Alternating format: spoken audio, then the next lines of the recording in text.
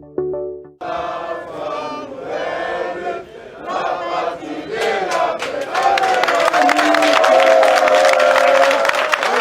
voulez rester debout ou assis?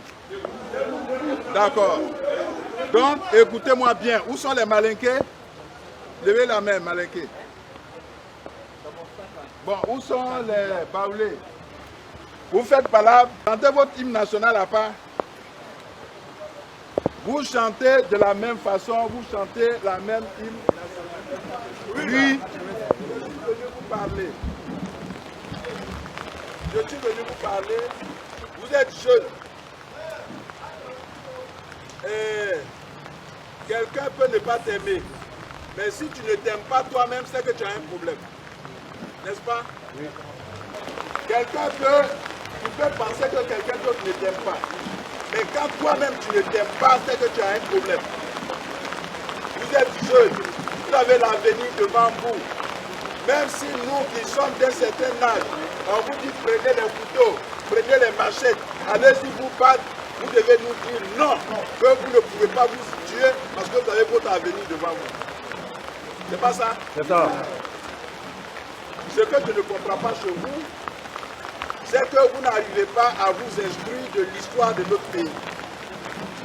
Vous êtes jeune, vous avez fait l'école, même si vous n'avez pas fait l'école, pour certains, vous êtes assez intelligent. À partir d'un certain âge, on est mature, on comprend les choses de la vie.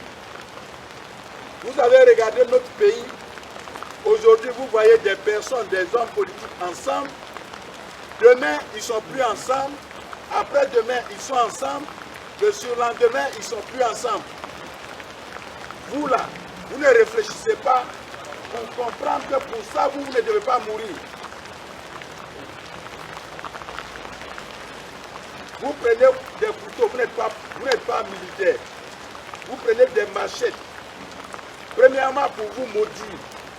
Parce que quand vous allez tirer sur un être humain, vous n'êtes pas au travail. Nous là on est militaires. Quand on parle de Dieu, on dit Dieu des armées. On a prêté serment pour le travail là, pour vous protéger. Pour vous protéger, nous on a dit si quelqu'un doit mourir, on préfère mourir à votre place quand vous avez des problèmes.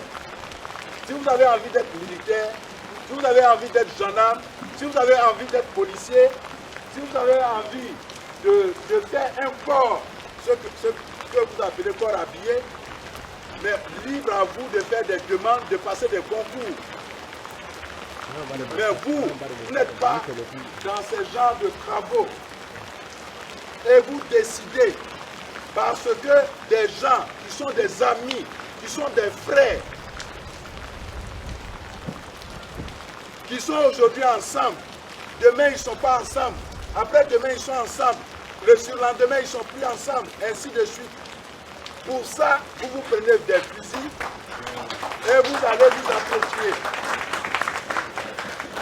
Pour ça, là, vous prenez des fusils et vous dites, je vais tuer un Akan, je vais tuer un Malinké. Mais quand tu as tué, écoutez bien ce que je suis en train de vous dire. Vous êtes en train de créer une situation d'insécurité pour vous-même, pour vos parents, pour tout le monde. Parce que si tu es malinqué, que tu as tué un Akan, si ça se généralise, parce que c'est ce que je suis venu vous dire, si vous ne comprenez pas, si vous écoutez certaines personnes qui ont envie de vous voir mourir, qui ont envie de voir couler le sang de beaucoup d'Ivoiriens, si c'est ça qui vous intéresse, il n'y a pas de problème. Mais quand tu es baoulé, que tu as tué un doulard ou un malinqué, il faut savoir que tu mets en insécurité tous les baoulés. Ceux qui sont dans les champs, ceux qui sont dans les villages, ceux qui enseignent ailleurs, tu les mets en insécurité, alors que parmi eux, il y a tes propres parents directs dedans. Et toi-même, tu es en insécurité. Si tu es malinqué, que tu as tué un baoulé, il faut savoir que toi, tu mets en insécurité, toi-même, ta famille, tu mets en insécurité tous les baoulés, tu mets en insécurité tes frères qui sont avec toi ou qui sont ailleurs. Je ne pense pas que ce soit ça que vous voulez. C'est ça que vous voulez? Non. Donc vous n'êtes plus enfant. À un certain âge, quand tu es petit, regardez. La différence entre l'être humain et l'animal, c'est que l'animal, si vous observez avec moi, quand il met bas, tout de suite, son petit là peut se mettre debout, il peut marcher. Vous avez remarqué ça, non? Mais parce que Dieu nous a donné l'intelligence, il fait de sorte que nous, chez nous là, parce qu'on est trop intelligent, ça aille doucement, doucement, doucement. Donc, on ne peut pas te mettre aujourd'hui au monde et puis tu vas te lever pour marcher. Ta maman va t'abandonner, elle va fuir, ton papa aussi va fuir. C'est pour ça on fait doucement, doucement, doucement. Après, on fait les 4 pattes et on commence à marcher et après, on parle. Est-ce que vous avez écouté ça? Mais quand vous commencez à parler, vous faites des bêtises. On peut vous tromper quand vous êtes petit. Mais à partir d'un certain âge, on commence à vous appeler, on ne dit plus que vous êtes bébé, on dit que vous êtes enfant, après on dit vous êtes jeune, après on dit quoi là? Vous êtes adulte, après on dit vous êtes vieux. Vous comprenez? Chaque étape doit vous permettre de comprendre que vous êtes en train d'évoluer dans votre vie et qu'il y a des choses que vous ne pouvez plus faire. Il y a des choses que vous ne pouvez plus faire. Vous voyez? Je veux que vous compreniez. La dernière fois, mon cortège était ici. Là-bas, comment on appelle le coin là? Morofé. Morofé. Et les jeunes qui étaient là-bas ont lancé un gros caillou. Où est le caillou? Va chercher le caillou. On lançait un gros caillou qui a perforé la vitre de mon véhicule et qui est venu tomber là où je m'assois. Mais heureusement, je n'étais pas dans le véhicule. Parce que moi, je pense positif. Comme on a dit c'est le convoi, c'est mon convoi, donc ils ont jeté le caillou et le caillou est venu tomber là où je m'assois. Alors que moi, je me promène pour vous demander de vivre, pour vous demander de bien vous comporter pour vivre. Vous écoutez des gens, des personnes qui vont vous appeler pour dire d'aller à la mort. Moi, je ne fais pas de politique. Je veux que vous reteniez ça. On m'a fait confiance. On m'a demandé de veiller sur la sécurité des Ivoiriens. Avec le chef d'état-major général des armées, avec le directeur général de la police et avec d'autres, nous sommes chargés de veiller sur votre sécurité. Donc, c'est pour ça que nous faisons ces sacrifices, ces efforts. Et pour vous rendre, pour vous amener à ne pas nous écouter, on vous fait croire que les gendarmes que moi j'ai là, mes collaborateurs, que je prends pour aller travailler, pour aller vous sécuriser, on vous fait croire que ce sont des microbes. À qui on a donné la tenue. Tous, et ce serait pourquoi je veux que vous ayez confiance d'abord en vous-même et que vous ayez confiance en vos forces de sécurité.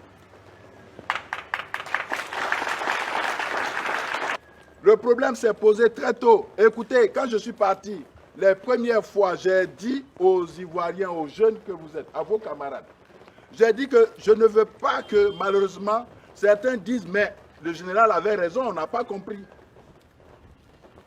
Je souhaite que parmi vous, certains ne disent pas demain que le général avait raison. Malheureusement, on ne l'a pas compris. Et qu'on a sa sœur qui est au tombeau, on a son frère qui est au cimetière, ainsi de suite, ou soi-même, on n'a même pas le temps de réaliser que le général avait raison parce qu'on est soi-même au cimetière. Ce que vous êtes en train de créer est très, très, très, très, très grave. Ouais. Vous êtes des peureux et vous faites comme si vous étiez des garçons. La chaise qui est tombée là-bas, tout le monde a frémi pour regarder là-bas. C'est pas ça? Hein? D'accord. Je vous demande, jeunes gens, vous m'écoutez, d'être vrai. Ben, nous, on ne fait pas la politique, mais dans l'ancien temps, il y a une autorité qui a dit que quand on t'envoie, il faut savoir t'envoyer. C'est pas ça? Si on vous dit, vous là, quand on vous dit de prendre un couteau, une machette, pour aller contre vos frères, Agni, quand on vous dit de prendre un couteau, une machette, un bois, pour aller tuer votre frère Baoulé, ou même qu'il soit de quelque ethnie que ce soit, et où on vous dit, vous Baoulé, d'aller tuer votre frère Malinké, ou de quelque autre ethnie que ce soit, et puis, comme un enfant, comme un bébé, comme si vous étiez un machin irresponsable, vous prenez vraiment calibre 12, fusil, machette, pour aller tuer un inconnu qui ne vous a rien fait. Quelquefois, quelqu'un que vous n'avez jamais vu, pour aller le tuer, il vous a fait quoi? Je veux que vous compreniez. Alors je vous parle, moi qui vous parle, moi je suis enfant de pauvre. Peut-être que vous êtes enfant de riches, mais je vais vous parler le langage des enfants de pauvres. Mon père, planteur, ma mère, ménagère, je suis né hors de chez moi, moi je suis de Katola, mais je suis né chez les Gourous. J'ai fait une bonne partie de mes études chez les Yakouba. Après, j'en ai fait à Boaké et à Abidjan. Ce que je sais, c'est l'union des enfants de la République. Et même si d'autres ne comprenaient pas ailleurs, ce qui m'étonne, c'est que vous qui êtes à Yamoussoukro ici, vous ne comprenez pas. Les autres peuvent ne pas comprendre. Dans tout le pays, on peut ne pas comprendre. Mais les enfants de Yamoussoukro, si vous ne comprenez pas, c'est étonnant. Et ici, c'est la ville du président Oufouette. C'est ici qu'on a la basilique.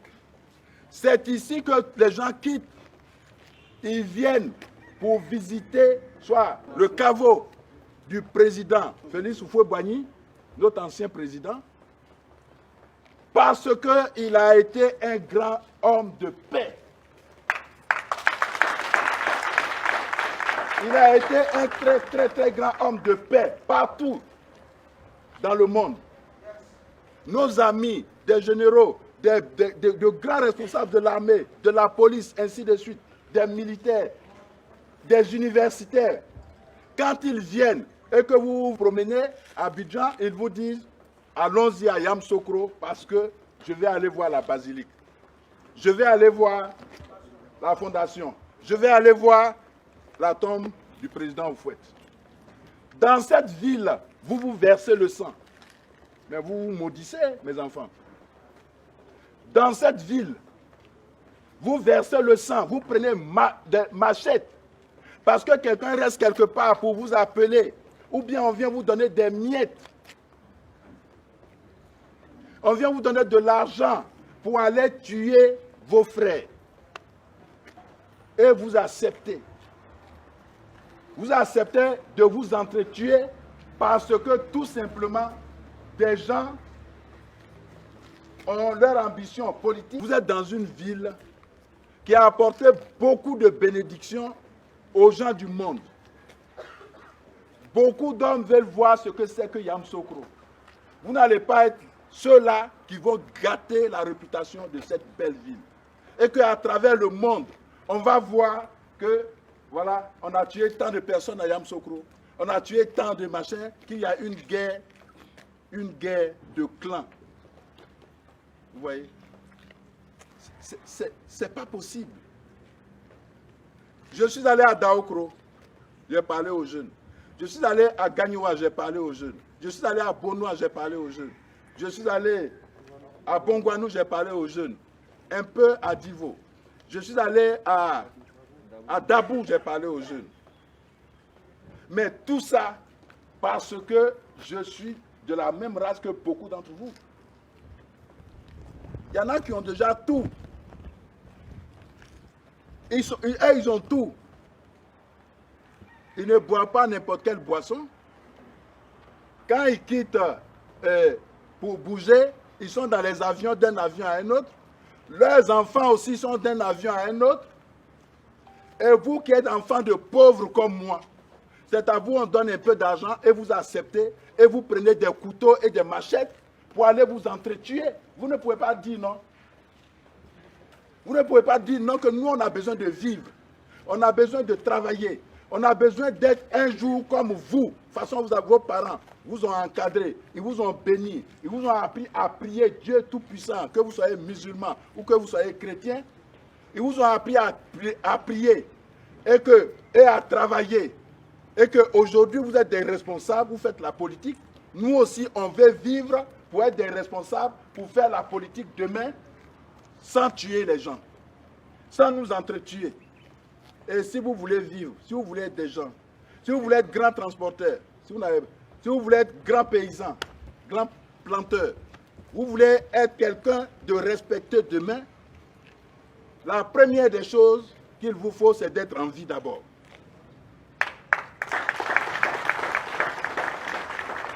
Or, vous ne créez pas les conditions pour être en vie. Vous préférez créer un environnement pour mourir. Et quand on vous le dit, comme il y a des gens qui savent que vous allez écouter, ils s'empressent pour mettre sur le net que bon, nous-mêmes qui venons vous parler, nous sommes des microbes, que nos hommes sont des microbes, ainsi de suite, de ne pas écouter, parce que ils savent que si vous écoutez, vous n'allez pas faire ce qu'ils veulent. Vous n'allez pas vous donner la mort. Vous n'allez pas donner la mort à vos frères. Quand vous êtes jeune, vous n'êtes pas en mission, vous n'êtes pas militaire, et que vous tuez, jeune déjà, vous tuez un autre. Toute la vie, vous avez ça sur votre conscience, vous savez ça. Toute votre vie, vous allez avoir sur votre conscience que vous avez tué quelqu'un, vous avez arraché l'âme de quelqu'un de son corps. Un être humain que vous n'avez pas créé. Vous n'étiez pas en mission, vous n'êtes pas militaire. Nous, on est militaire. Si des gens vous agressent et que nous, on vient dans le cadre de l'intervention pour vous protéger et qu'on n'a pas ces personnes-là, nous sommes en mission. On n'aura jamais ça sur la conscience. Mais quand l'autre, il ne t'a rien fait. Parce qu'on t'a dit que les hommes politiques ne se sont pas entendus. Donc toi, tu vas te lever, on va t'appeler, on va te passer un coup de fil, tu vas te lever, tu vas prendre un fusil, une arme, aller tuer quelqu'un. Ce que vous devez savoir, c'est que l'histoire finit toujours par rétablir la vérité. Quand vous tuez dans la même ville là, vous croyez que vos camarades ne vous voient pas. Mais quand tu vas tuer, tu n'es pas seul, tu es avec des amis. Tôt ou tard, tes propres amis là, c'est eux-mêmes qui vont dire, lui là c'est un tueur, on était ensemble. Vous allez vous trouver sur des petites choses. Et ça va sortir. Parce qu'au moment où vous êtes fâchés, au moment où vous vous poussez les uns les autres à aller tuer de l'humain, vous n'êtes plus dans la réalité. Vous n'êtes plus des hommes. Vous êtes moins que des animaux à cet instant précis. Vous êtes moins que des fous à cet instant précis. Pourquoi? Parce que, regardez, un fou, vous voyez des fous dans la ville, non? Ils ont mis le feu à combien de maisons? Les fous. Donc, quand toi, tu te lèves et que tu dis que tu es fâché, tu vas mettre le feu à une maison, mais tu as moins de valeur qu'un fou. Parce que le fou même sait que ça, c'est pas bon. Et toi, tu t'en vas faire.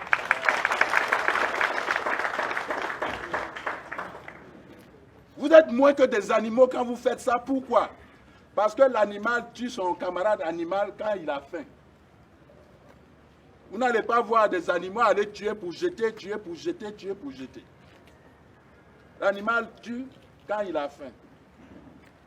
Mais tu te lèves, tu t'en vas, tu as une machette. Tu dis, ce quartier-là, tous les gens qui habitent dedans, je m'en vais les tuer. Celui qui passe par ici, je vais le tuer. Vous prenez des caoutchoucs, vous mettez du fer dedans pour lapider des gens qui ont pour mission de veiller sur vous. Les gendarmes, là, pour assurer votre sécurité, il y en a qui meurent. Pour votre sécurité, il y a plein de gendarmes, plein de policiers, plein de douaniers, d'eau et forêt, de militaires. Pour votre sécurité, dans leur mission, ils meurent. Ils appartiennent à des familles. Mais ceux-là, pour les récompenser, parce que des gens vont vous donner des mots, ils vont vous dire, je veux que vous fassiez ça, parce qu'ils ne sont pas contents, ou parce qu'ils sont fâchés, vous vous levez et vous vous en prenez à ces agents qui meurent pour vous, qui veillent sur vous quand vous dormez, et nuit et jour, Ils sont là pour votre sécurité. C'est aussi des humains. Ils ont choisi de vous sécuriser. De toute façon, un prêtre, un imam ou un pasteur peuvent choisir de prêcher la parole. Nous, on choisit de protéger l'être humain, quel que soit ce que ça peut nous coûter.